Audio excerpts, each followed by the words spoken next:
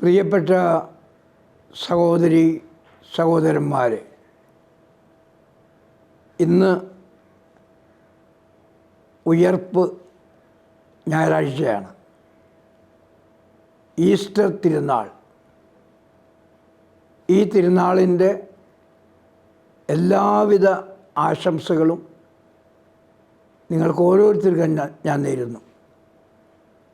മരണത്തെ തോൽപ്പിച്ച, പാപത്തെ ഉന്മൂലനം ചെയ്ത നമ്മുടെ കർത്താവായ യേശു ക്രിസ്തു നിങ്ങളെയും നിങ്ങളുടെ കുടുംബങ്ങളെയും നിങ്ങളുടെ പ്രവർത്തന മണ്ഡലങ്ങളെയും അനുഗ്രഹിക്കട്ടെ എന്ന് ഞാൻ പ്രത്യേകമായി പ്രാർത്ഥിക്കുകയാണ്. പുനരുത്ഥാനത്തോടുകൂടി, ഉയർപ്പോടുകൂടി പ്രപഞ്ചം മുഴുവനും തിങ്ങി നിറഞ്ഞു നിൽക്കുന്ന ശക്തിയായി യേശുക്രിസ്തു രൂപാന്തരപ്പെടുകയായിരുന്നു. ഈ ലോകത്തിലായിരുന്നപ്പോൾ സ്ഥലകാല പരിമിതികൾക്ക് അവിടുന്ന് വിധേയനായിരുന്നു. എന്നാൽ പുനരുത്ഥാനത്തോടുകൂടി, ഉയർപ്പോടുകൂടി ഈ ലോകം മുഴുവനും, ഈ പ്രപഞ്ചം മുഴുവനും നിറഞ്ഞു നിൽക്കുന്ന ചൈതന്യമായി മാറുന്നു. ആ ചൈതന്യം നമ്മളിലും നമുക്ക് പുറത്തുമുണ്ടെന്ന് നമ്മൾ പ്രത്യേകമായി വിശ്വസിക്കുകയാണ്. പ്രിയപ്പെട്ടവരെ, ഞാൻ ഉയർപ്പിനെക്കുറിച്ച് ഓർക്കുമ്പോൾ ഒരു കാർഡിനൽ സുവനൻസ് പറഞ്ഞ ഒരു ചെറിയ സംഭവം ഓർക്കുകയാണ്. അദ്ദേഹം പറയുകയുണ്ടായി, കുറേ നാളുകൾക്ക് മുമ്പ് ഒരു സിനിമ പുറത്തിറങ്ങി. ആ സിനിമയുടെ പേര് ദ വേൾഡ് ഇൻ ഡാർക്ക്നെസ്, ലോകം ഇരുട്ടിൽ എന്നായിരുന്നു. എന്തായിരുന്നു അതിലെ കഥ? ഒരു ആർക്കിയോളജിസ്റ്റ് ജെറൂസലത്തും പരിസരങ്ങളിലും ഗവേഷണം നടത്തുകയാണ്. ഒരു ദിവസം അദ്ദേഹം ഒരു പ്രഖ്യാപനം നടത്തി. ആ പ്രഖ്യാപനം ഇതായിരുന്നു: യേശുവിനെ കുഴിച്ചിട്ട, യേശുവിനെ സംസ്കരിച്ച ആ കല്ലറ ശൂന്യമായിരുന്നില്ല. അവിടെ വളരെ ചെറിയ ഒരു ശരീരം, യേശുവിനെ പോലെയുള്ള ഒരാളുടെ ശരീരം ഉണ്ടായിരുന്നുവെന്ന്. അതിനർത്ഥം യേശു ഉയർത്തെഴുന്നേറ്റിട്ടില്ല എന്നുള്ളതാണ്. ഈ വാർത്ത ലോകം മുഴുവനും ആ ആർക്കിയോളജിസ്റ്റ് അറിയിക്കുകയാണ്. പ്രിയപ്പെട്ടവർ, ഇതിൻ്റെ ഫലം എന്തായിരുന്നു എന്നറിയാമോ? ദേവാലയങ്ങൾ അടയ്ക്കപ്പെട്ടു, പള്ളിമണികൾ മുഴങ്ങാതെയായി, പള്ളിയിലേക്ക് ആരും പോകാതെയായി, സന്യാസിനികളുടെയും സന്യാസികളുടെയും ആശ്രമങ്ങളെല്ലാം അടയ്ക്കപ്പെട്ടു.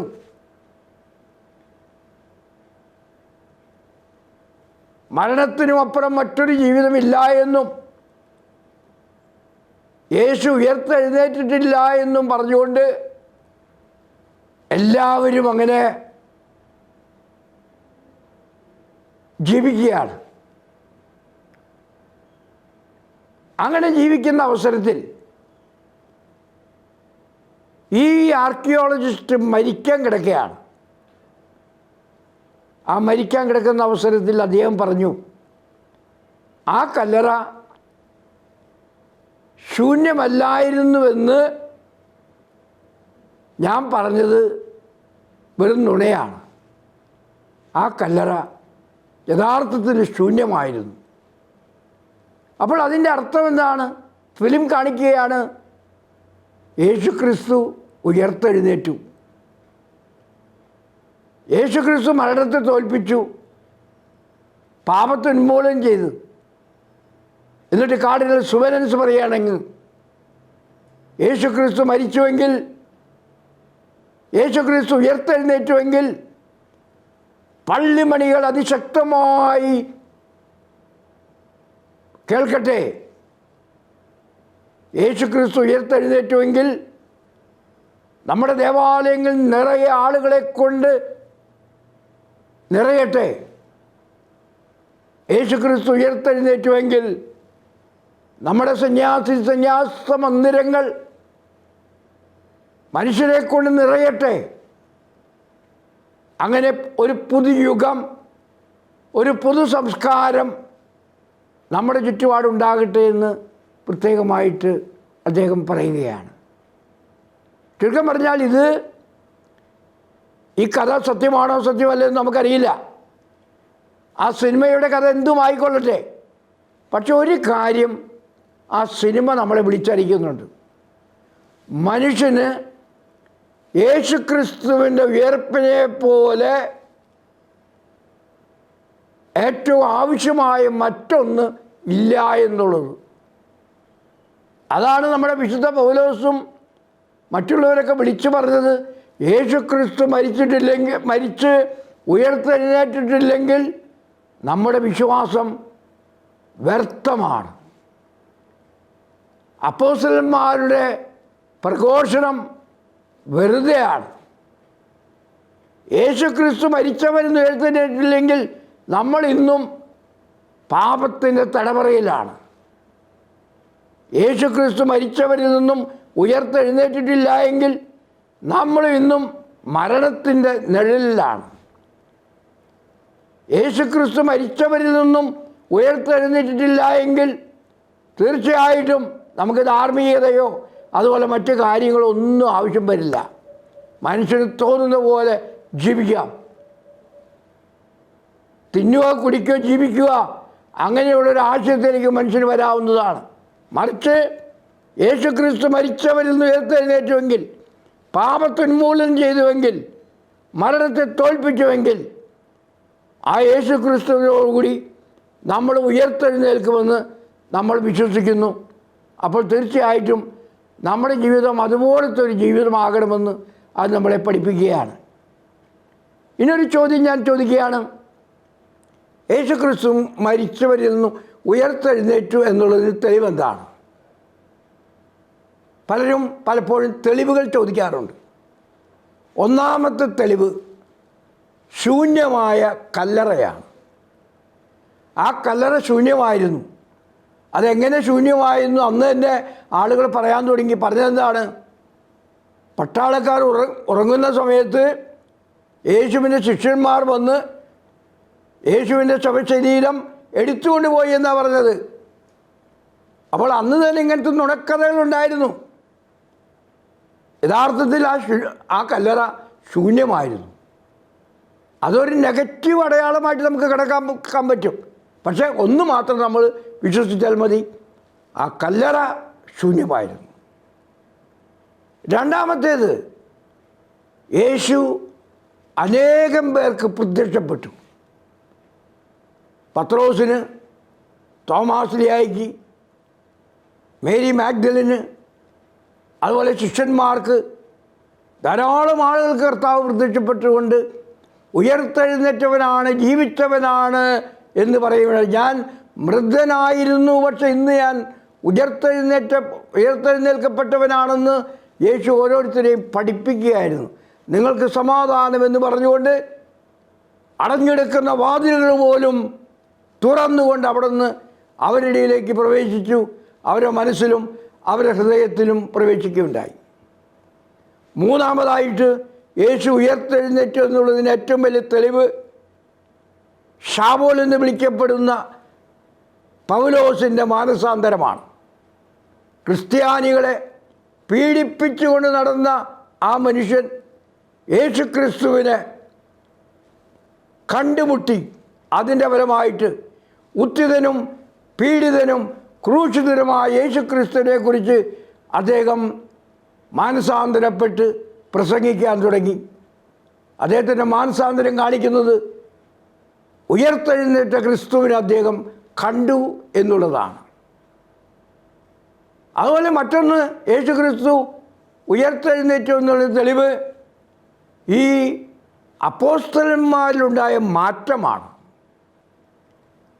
യേശു ഒറ്റിക്കൊടുക്കപ്പെട്ടപ്പോൾ എല്ലാവരും ഓടിപ്പോയി, ആരും അവൻ്റെ കൂടെ നിന്നില്ല. പക്ഷേ ഉയർത്തെഴുന്നേറ്റ് കഴിഞ്ഞപ്പോൾ, അവനെ കണ്ടുമുട്ടി കഴിഞ്ഞപ്പോൾ അവരെല്ലാവരും അവൻ്റെ സുവിശേഷം, അവൻ്റെ സദ്വാർത്ത പ്രഘോഷിക്കുന്നതിനു ആയിട്ട് ലോകമെമ്പാടും പോവുകയാണ് ഉണ്ടായത്. തോമാസ് ലീഗ നമ്മുടെ നാട്ടിലേക്ക് വന്നു. അതുപോലെ മറ്റ് ശിഷ്യന്മാർ പല രാജ്യങ്ങളിലേക്ക് പോയി. അവരെല്ലാം അവിടെയൊക്കെ പീഡിപ്പിക്കപ്പെടുകയും ക്രൂശിക്കപ്പെടുകയും അതിനിഷ്ഠൂരമായി വധിക്കപ്പെടുകയും ചെയ്യാനുണ്ടായത്. അപ്പോൾ അപ്പോസ്തലന്മാരിലുണ്ടായ മാറ്റം അതിപ്രധാനമാണ്. അവസാനമായിട്ട് യേശു ഉയർത്തെഴുന്നേറ്റെന്നുള്ളതിന് ഏറ്റവും വലിയ തെളിവ് 2000 വർഷമായി നിലകൊള്ളുന്ന സഭയാണ്. ഏകവും വിശുദ്ധവും സാർവത്രികവും അപ്പസ്തോലികവുമായ സഭ. ഏതെല്ലാം ശക്തികൾ ആ സഭയെ നശിപ്പിക്കാൻ വേണ്ടി പ്രവർത്തിച്ചിട്ടുണ്ട്, പക്ഷേ അതിനെല്ലാം തോൽപ്പിച്ചുകൊണ്ട് സഭ ഇന്നും നിലനിൽക്കുകയാണ്. യേശുക്രിസ്തു ദൈവമാണെന്ന് പ്രഖ്യാപിച്ചുകൊണ്ട്, യേശുക്രിസ്തു ഉയർത്തെഴുന്നേറ്റുമെന്ന് പ്രഖ്യാപിച്ചുകൊണ്ട്, മരണത്തിനുമപ്പുറം മറ്റൊരു ജീവിതം നമുക്കുണ്ടെന്ന് ഉറക്കെ പ്രഖ്യാപിച്ചുകൊണ്ട് നിലകൊള്ളുന്ന ഒരു സംവിധാനമാണ് കർത്താവ് തന്നെ സ്ഥാപിച്ച വിശുദ്ധ സഭ. അത് വലിയൊരു തെളിവ് തന്നെയാണ്. അപ്പോൾ പ്രിയപ്പെട്ടവരെ, ഈ ഉയർപ്പ് തിരുനാളിൽ നമുക്ക് വിശ്വസിക്കാം, യേശുക്രിസ്തു മരണത്തെ തോൽപ്പിച്ചിരിക്കുന്നു, പാപത്തെ ഉന്മൂലനം ചെയ്തിരിക്കുന്നു. അവനോടുകൂടി നമ്മളും ഉയർത്തെഴുന്നേൽക്കാൻ വിളിക്കപ്പെട്ടവരാണെന്നുള്ള സത്യം. നമ്മുടെ ജീവിതം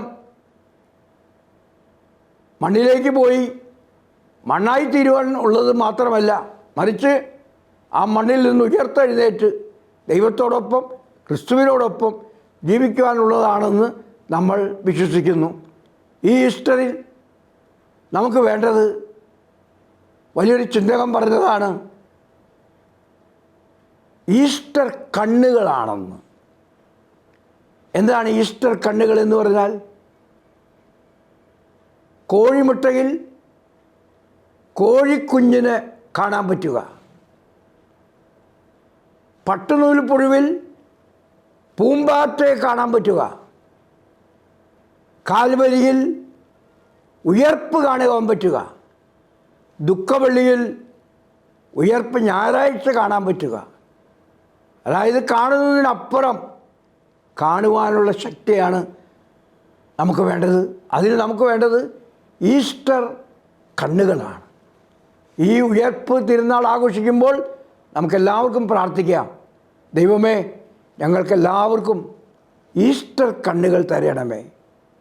ഉയർത്തെഴുന്നേറ്റ് അങ്ങിൽ വിശ്വസിക്കാനും ആ വിശ്വാസം പ്രഘോഷിക്കുവാനുള്ള ശക്തി ഞങ്ങൾക്ക് ഓരോരുത്തർക്കും നൽകണമേ എന്ന് നമുക്ക് പ്രത്യേകമായി പ്രാർത്ഥിക്കാം. ഒരിക്കൽ കൂടി ഉയർപ്പ് തിരുനാളിൻ്റെ എല്ലാവിധ ആശംസകളും എൻ്റെ ഈ വചനം കേട്ടുകൊണ്ടിരിക്കുന്ന നിങ്ങൾക്ക് ഓരോരുത്തർക്കും ഞാൻ നേരുന്നു. ദൈവം നിങ്ങളെ അനുഗ്രഹിക്കട്ടെ.